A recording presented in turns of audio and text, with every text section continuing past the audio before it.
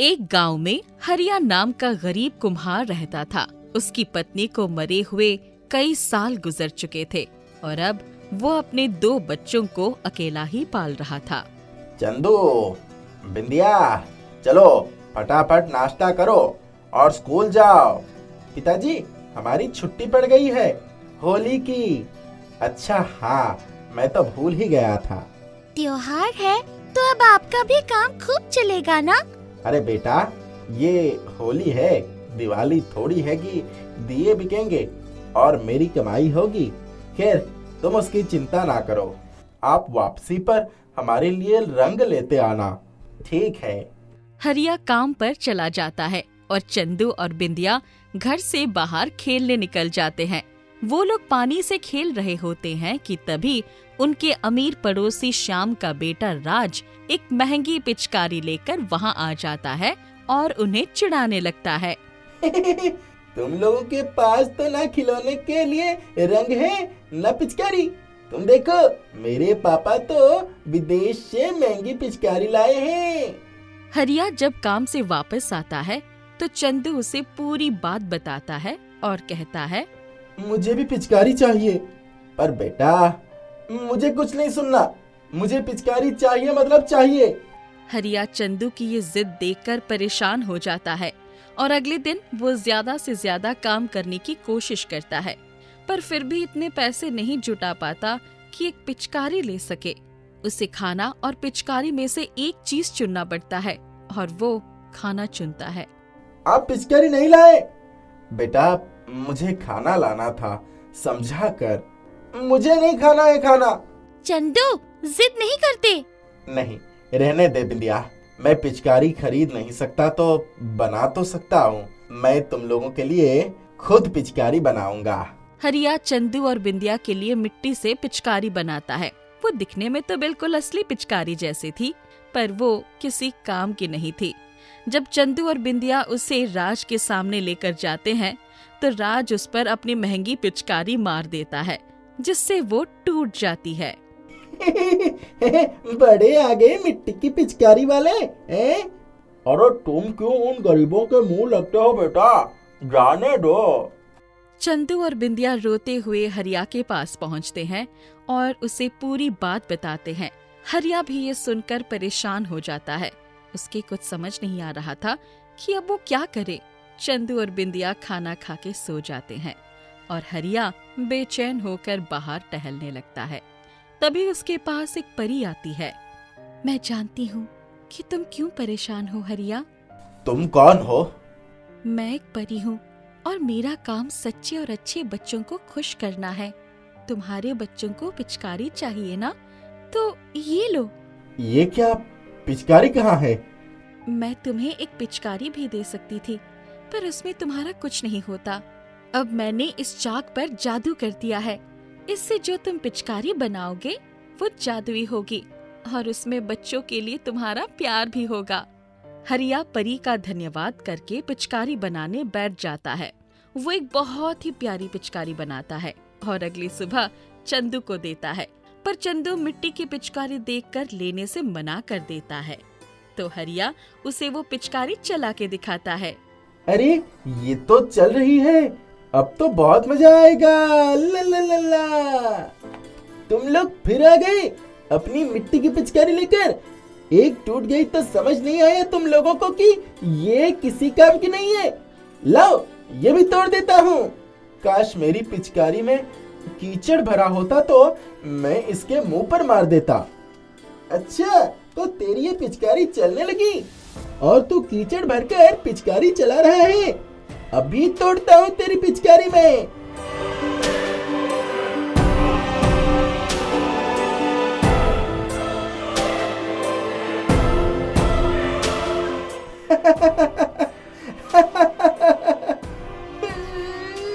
मेरी पिचकारी। चंदू, इसमें हमने कीचड़ तो नहीं भरा था, तो इससे कीचड़ कैसे निकला?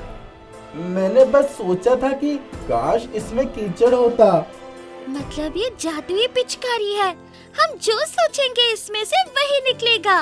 मैं अभी अपने पापा को बुला कर लाता हूँ। राज वहाँ से रोता हुआ चला जाता है और इधर चंदू और बिंदिया अलग अलग तरह के रंगों से होली खेलने लगते हैं। वो जैसा सोच रहे थे वैसे ही रंग उनकी पिचकारी से निकल रहा था। उनकी पिचकारी उनकी कल्पना के मुताबिक अपना रूप भी बदल रही थी। कभी वो एक बंदूक बन जाती थी तो कभी तीर कमान। ये सब देखकर वहाँ आसपास के बच्चों की भीड़ लग जाती है। वाह क्या पिचकारी है, इसके सामने राज की पिचकारी तो कुछ भी नहीं है। ये मेरी जादुई मिट्टी की पिचकारी है।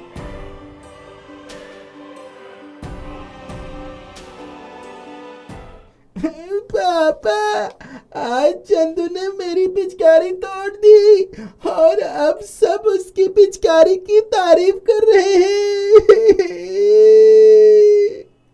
अरे तुम रो मत, मैं सबक सिखाऊंगा चंदू को भी और उसके बाप को भी। हाँ। उसी रात श्याम चुपके से हरिया के घर जाता है और उसकी जादुई मिट्टी की पिचकारी और मिट्टी के बर्तन बनाने वाले सामान को तोड़ने की कोशिश करता है, पर उससे उल्टा उसकी ही चोट लग जाती है और वो पिचकारी भी उसे अच्छा मजा चखाती है। अरे बचाओ, बचाओ! कौन है?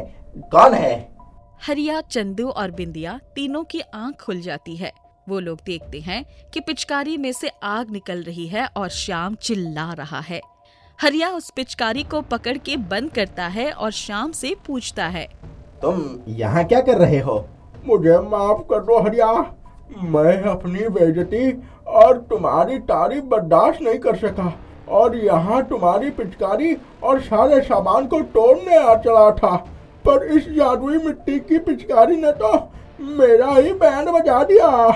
राज ने चंदू की पिचकारी तोड़ने की कोशिश करी थी, इसीलिए उसकी पिचकारी टूट गई थी। इसमें चंदू या बिंदिया की कोई गलती नहीं थी। उसे भी समझाओ और तुम भी समझो कि मिलकर खेलने से प्यार बढ़ता है, लड़ने से कोई फायदा नहीं है। हाँ, मैं समझ गया। श्याम वहाँ से जाने लगता है तो हरिया उसको रोकता है और उसे एक मिट्टी की पिचकारी बनाकर देता है और कहता है, ये राज को दे देना, कहना हरिया चाचा ने दी है। हाँ जरूर। उस दिन के बाद से चंदू, बिंदिया और राज तीनों मिलकर खेलते हैं और खुशी खुशी रहते हैं। वीखम गांव में एक दही पूरी वाला रहता था। फेरी करके मोहल्ले मोहल्ले में दही पूरी बेचा करता था। उसका नाम टिल्लू था। दही पूरी खाओ, ताजे दही का करारा स्वाद पाओ, दही पूरी खाओ। ओए कौन है तू? यहाँ मोहल्ले में कैसे आ गया? निकल यहाँ से। टिल्लू की दही पूरी थी तो लाजवाब, पर क्योंकि एक फेरी वाले की तरह वो दही पूरी बेचता था, इसलिए उसे कोई खास ग्राहक नहीं मिल पा रहे थे। कुछ उसे रोककर दही पूरी खाते थे तो कुछ उसे मोहल्ले से भगा दिया करते थे। एक दिन दही पूरी बेचते बेचते तेज बरसात होने लगी। टिल्लू के ठेले में कोई छत नहीं था, इसलिए एक बड़े से पेड़ के नीचे उसने ठेले को खड़ा कर दिया। और कितनी परीक्षा लेंगे भगवान, ऐसे में तो मैं बर्बाद हो जाऊंगा।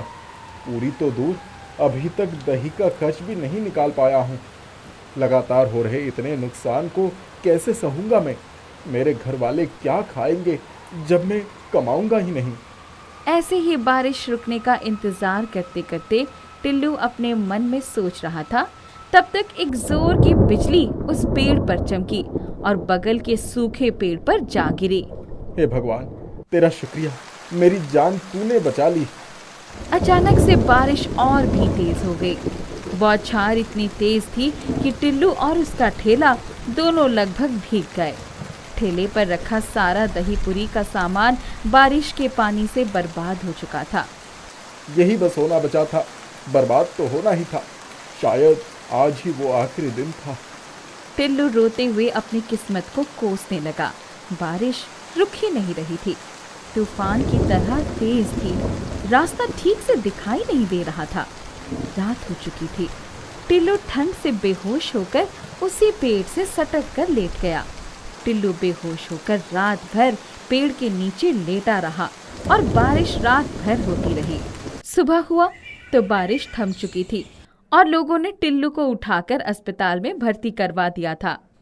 मैं कहाँ हूँ? तुम अस्पताल में हो, पेड़ के नीचे बेहोश पड़े थे। गांव के लोगों ने तुम्हें यहाँ भर्ती करवाया है। मेरा दही पूरी तो बारिश में खराब हो चुका होगा। मेरा ठेला लेने मुझे जाना होगा। अभी नहीं जा सकते तुम, तुम्हारी तबीयत ठीक नहीं है। माफ कीजिएगा, मैं ठीक हूँ और मुझे जाना होगा। टिल्लू अस्पताल से भागकर वापस उसी पेड़ के नीचे चला गया। टिल्लू ने पेड़ के नीचे जाकर देखा कि उसका ठेला वहीं पड़ा है और उस पर रखी सारी दही पूरी फिर से ताज़ा हो चुकी है। ये चमत्कार कैसे हुआ? दही भी ताजा है और पूरी भी गर्म है। किसने किया इतना? अभी मन में सवाल उठ ही रहे थे तभी भैया जल्दी बनाओ एक प्लेट दही पूरी। टिल्लू बिना कुछ सोचे समझे ग्राहक को दही पूरी बनाकर खिला दिया। एक ग्राहक के दही पूरी खाते ही भैया हम लोगों को भी एक एक प्लेट खिलाओ। अभी लीजिए शानदार दही पूरी। ग्राहक खाकर टिल्लू की तारीफ करते गए। 3 ग्राहक जाने के बाद एक साथ 6 ग्राहक आए। उन्हें भी एक एक करके टिल्लू ने दही पूरी खिलाया और सब तारीफ करते हुए गए। जैसे जैसे ग्राहक दही पूरी खाते जाते थे, उनकी संख्या के 2 गुना ग्राहक अपने आप आ जाते थे। धीरे धीरे टिल्लू की सारी दही पूरी कुछ ही घंटों में खत्म हो गई। रात को जब टिल्लू अपने घर गया तो उसके घर वाले चिंतित थे। कहाँ चले गए थे? 2 दिन होने जा रहे थे। उस बरसात की रात से हमें कितनी चिंता हो रही थी। टिल्लू ने उस रात से लेकर अस्पताल पहुंचने तक और वापस ठेले पर जादू से दही पूरी वापस आ जाने तक की सारी कहानी अपनी पत्नी को बताई। उसने ये भी बताया कि उस बड़े पेड़ के पास ही अब लगातार ग्राहक आ रहे हैं इसकी दही पूरी खाने के लिए और वो कल से अपना ठेला वही लगाएगा। पर ये जादू हुआ कैसे?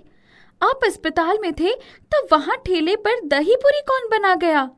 वही तो सवाल मेरे भी दिमाग से सुबह से घूम रहा है। अचानक एक परी प्रकट होती है वहीं पर। कौन हो तुम? मैं एक परी हूँ। जिस पेड़ के नीचे पूरी रात तुम पड़े थे उसी पेड़ पर रहती थी। रहती थी का क्या मतलब? अब नहीं रहते? तुम्हें याद है उस रात एक बिजली कड़की थी? हाँ याद आया। बगल वाला सूखा पेड़ जल गया था उस बिजली से। हाँ, पर वो बिजली उसी पेड़ पर गिरने जा रही थी जहाँ तुम खड़े थे। फिर गिरी क्यों नहीं? क्योंकि तुम्हारी उम्र अभी मरने की नहीं हुई थी और बची है। यही वजह थी कि वो बिजली उस पेड़ पर ना गिरकर बगल के पेड़ पर गिरी। अच्छा, फिर इससे तुम कैसे छूट गई? उस सूखे पेड़ में मुझे एक तांत्रिक ने कैद कर रखा था। बिजली गिरने से मैं आजाद हो गई। मैंने देखा कि तुम बेहोश हो गए हो तो मैंने ही गांव वालों को तुम्हारे तक पहुंचाया और तुम्हारी दही पूरी भी मैंने ही तैयार की।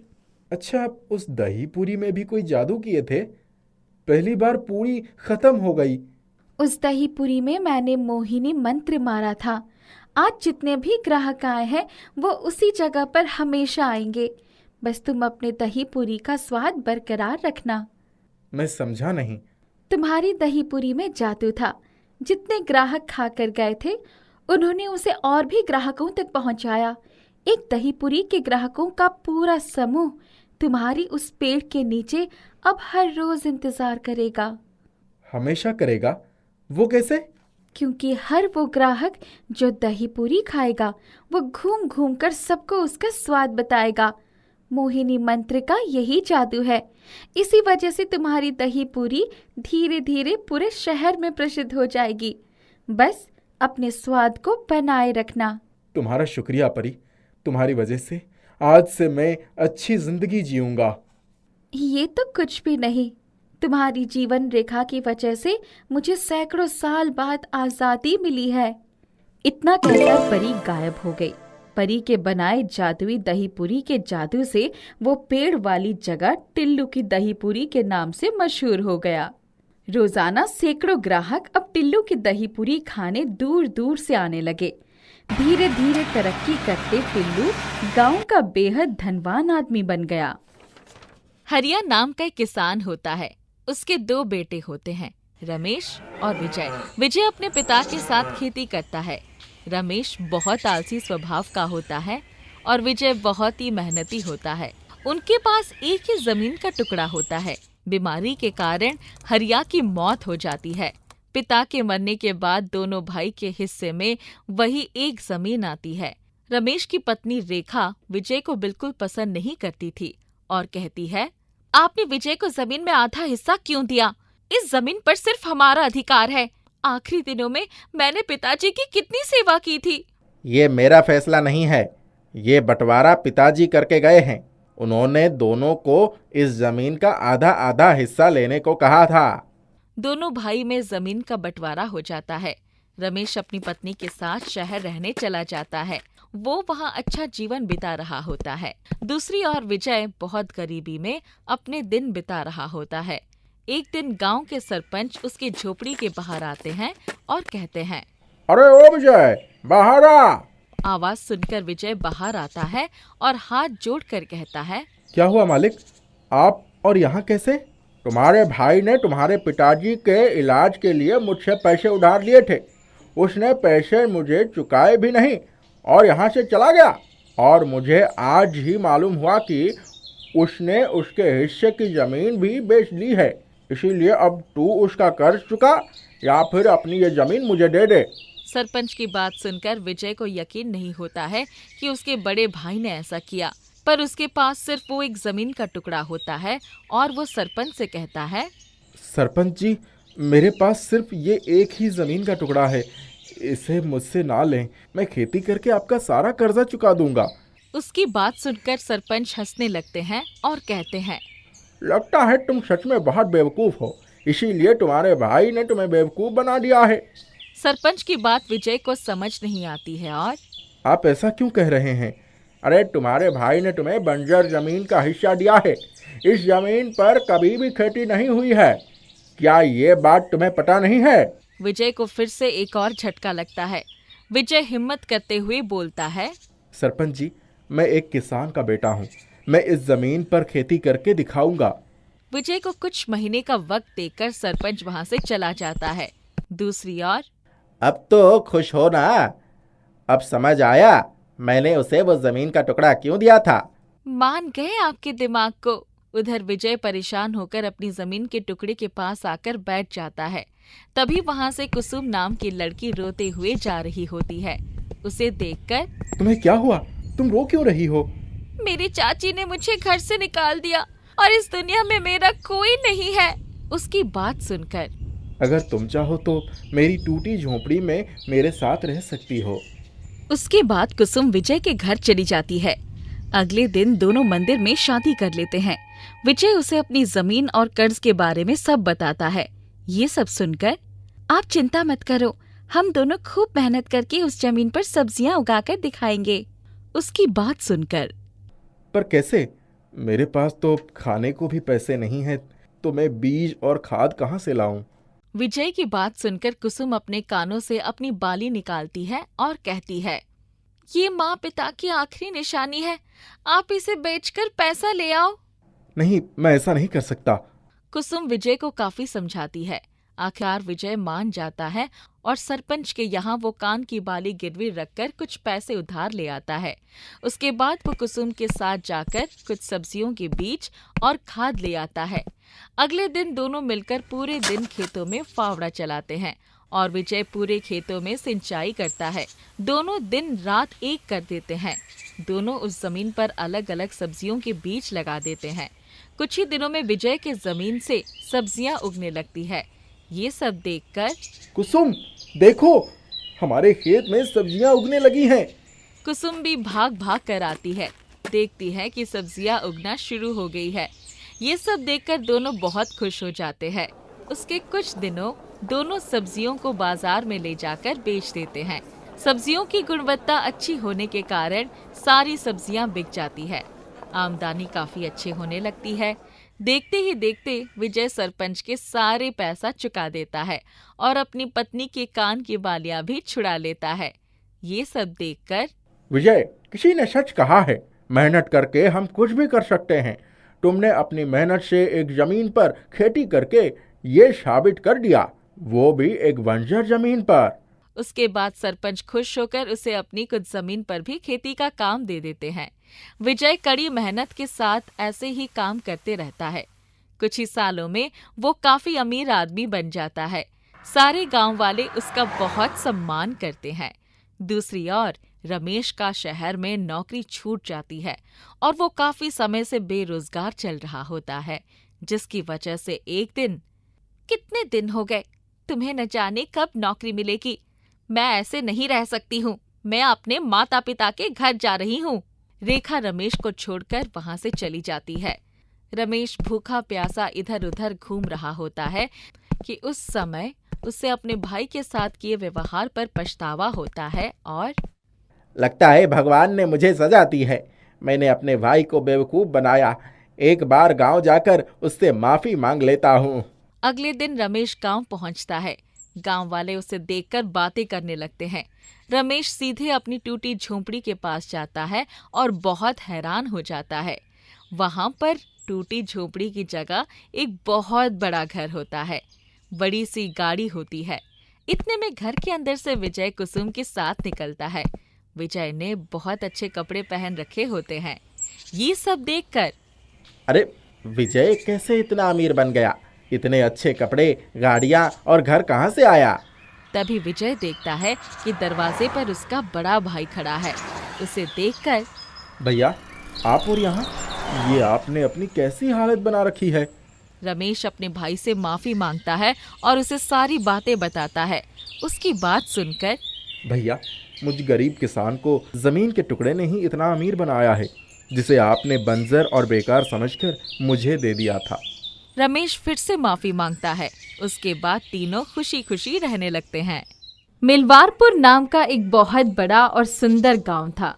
वो गांव देखने में इतना ज्यादा सुंदर था कि शहर के लोग छुट्टियों में वहीं आया करते थे। वह गांव पहाड़ों के पास में था, जिस वजह से उसकी सुंदरता दुगनी हो जाती थी। उसी गांव में पहाड़ों के पास ही एक छोटा सा घर था, जिसमें चिंटू अपने पिताजी के साथ रहा करता था। चिंटू गांव में घूमने आए लोगों को गांव पहाड़ दिखाया करता था और वे लोग खुश होकर उसे कुछ खाने को या फिर पैसा दे दिया करते थे। पैसे मिलते ही चिंटू पहाड़ पर जाता था और वहां बैठकर अपने दोस्तों के साथ गप्पे लड़ाया करता था और सोने का सामान ले जाकर वही खाया करता था। चिंटू को अपनी जिंदगी बहुत पसंद थी, मगर उसके पिता प्रदीप को चिंटू का ये काम बिल्कुल पसंद नहीं आया। वो उसे हमेशा पढ़ाई के लिए डांटा करते थे। आखिर मैं तुम्हें कितनी बार समझाऊं, ये सब काम करने से तुम्हारा भविष्य नहीं सुधरेगा। तुम अपने पढ़ाई लिखाई पर ध्यान दो। क्या पिताजी, आपको मेरी ये काम से क्या समस्या है? देखिए, इतनी छोटी उम्र से ही मैं कितना अच्छा खासा कमाई कर लेता हूँ। मैं तो इस काम से बहुत खुश हूँ। प्रदीप चिंटू को समझाता है, मगर चिंटू प्रदीप की बात नहीं मानता है। इसलिए प्रदीप वहां से चला जाता है। चिंटू भी मजे करता हुआ गांव में घूमने लगता है। चिंटू का एक नील नाम का दोस्त था। नील पढ़ाई में बहुत अच्छा था। वो चिंटू का खास दोस्त था। चिंटू और नील अक्सर शाम में एक साथ बैठकर गप्पे लड़ाया करते थे। भाई नील, तू क्या इस पढ़ाई के पीछे पड़ा है? हम दोनों मिलकर लोगों को गांव घुमाया करेंगे और दोनों अच्छे खासे पैसे कमाया करेंगे, और जो जो चीज़ हम खरीदना चाहते हैं वो सब खरीदा करेंगे। नहीं भाई, तू मेरा बहुत अच्छा दोस्त है, इसीलिए मैं तेरे साथ रहता हूँ, पर मैं हमेशा तुझे ये काम छोड़कर पढ़ाई करने का ही सलाह दूंगा। भले आज तुझे ये छोटी कमाई बहुत बड़ी लग रही है, पर आने वाले समय में पढ़े लिखे लोगों का ही गुजारा है। मैं शहर देख कर आया हूँ, इसीलिए तुम्हें भी कहता हूँ, ये सब रहने दे और पढ़ाई पर ध्यान देना शुरू कर दे। क्या तू भी वापस वही बात लेके बैठ गया? और हमारा गांव इतना सुंदर है, भला मैं क्यों शहर जाऊंगा? मैं तो सारे शहर वालों से कमाई करूंगा। ऐसा कहकर चिंटू हंसने लगता है और फिर चिंटू और नील घर चले जाते हैं। अगले दिन इधर उधर कुछ ढूंढ रहा था। क्या ढूंढ रहे हो नील? कब से देख रहा हूँ इधर उधर घूमे जा रहे हो। अरे माँ ने मुझे पैसे दिए थे, बादाम शेक पीने के लिए। पता नहीं मुझसे पैसे कहीं गिर गए। इतनी सी बात, चल मैं तुझे बादाम शेक पिला देता हूँ। पर ये तो बता, ये रोज़ तू बादाम शेक क्यों पीता है? अरे मेरी माँ कहती है इसे पीने से दिमाग की याददाश्त मजबूत होती है और आप समझदार बनते हैं। हे भगवान, तू भी क्या क्या सोचता रहता है। खैर छोड़, ये ले पी ले अपना बादाम शेक। कुछ दिन बाद गांव में नए लोग घूमने आए। उस दिन लीला की छुट्टी थी, तो वो भी चिंटू के साथ लोगों को गांव घुमाने उसके साथ चला गया। चिंटू लोगों को सब कुछ दिखा रहा था, लेकिन वो लोग विदेश से आए हुए थे, तो उन्हें चिंटू की भाषा समझ में नहीं आ रही थी। तभी वहाँ नीला आती है और उन्हें अंग्रेजी में सारी बातें बताती है। अंत में जाने से पहले वो लोग नील को बहुत ज्यादा पैसा देकर जाते हैं। चिंटू ये देख बहुत हैरान हो जाता है। इसीलिए तो कहता हूँ पढ़ाई बहुत ज़रूरी है। देख, आज अगर वही सारी चीज़ें तू उन्हें दिखाता तो ये सारे पैसे तेरे ही तो होते। छोड़ यार, ये तो बस एक लोग थे, सभी ऐसे थोड़ी ही होते हैं। चल तू अपना बादाम शेक पी ले। चिंटू बादाम शेक की दुकान पर जाता है। वो वहां पर रोज एक बच्चे को देखता था, जो कि उसी बादाम शेक बनाने वाले को बच्चा था। वो बच्चा बहुत पढ़ने का चाह रखता था, पर उसके पिताजी के पास इतने में पैसे नहीं थे जो कि उसकी पढ़ाई के लिए वो दे सके। चिंटू का दिल बहुत ही साफ और दयालु था। चाचा जी, अगर आपका बेटा इतना ही पढ़ना चाहता है तो आप उसे स्कूल में दाखिला करवा दीजिए। इसकी पढ़ाई के लिए मैं आपको पैसे दिया करूंगा। चिंटू की ये बात सुनकर बादाम शेक बनाने वाले के आंखों में आंसू आ जाता है और वो चिंटू को ढेर सारा आशीर्वाद देता है।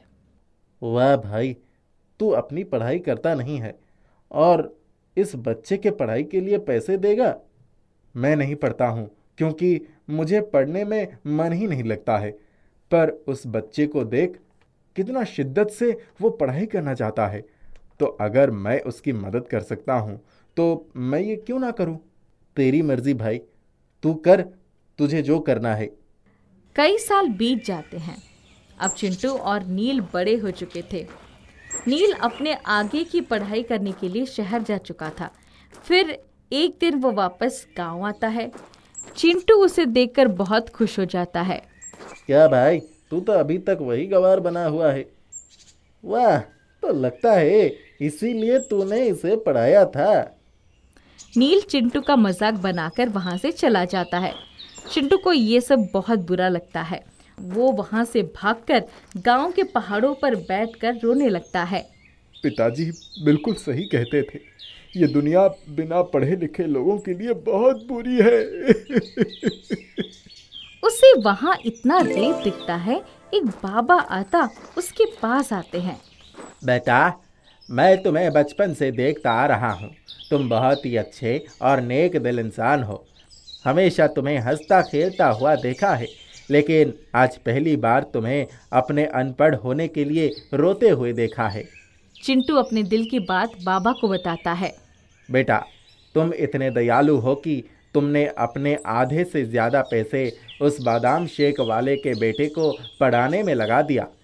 तो अब वो बादाम शेक ही तुम्हारे काम आएंगे।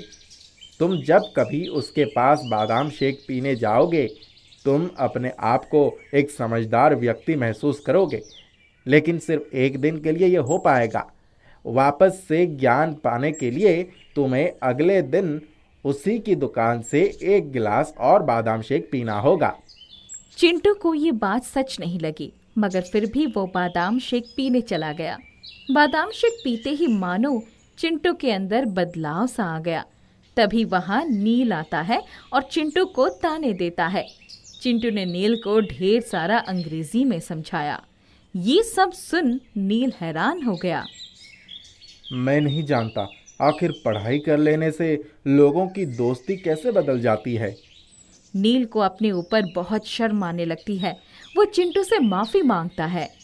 चिंटू अब रोज बादाम शेक पीकर होशियार बन जाता था, मगर फिर एक दिन वो वापस उसी जंगल जाता है और बाबा से मिलता है। बाबा, आपका बहुत बहुत शुक्रिया कि आपने मुझे जादुई बादाम शेक प्रदान किया। उसकी वजह से मैं जान सका कि एक समझदार और ज्ञानी इंसान बनकर कैसा लगता है।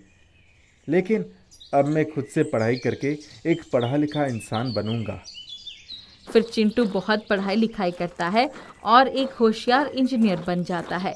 अब वो हर देश के लोगों को अपना गांव दिखाता और एक सुकून भरी जिंदगी जीता है।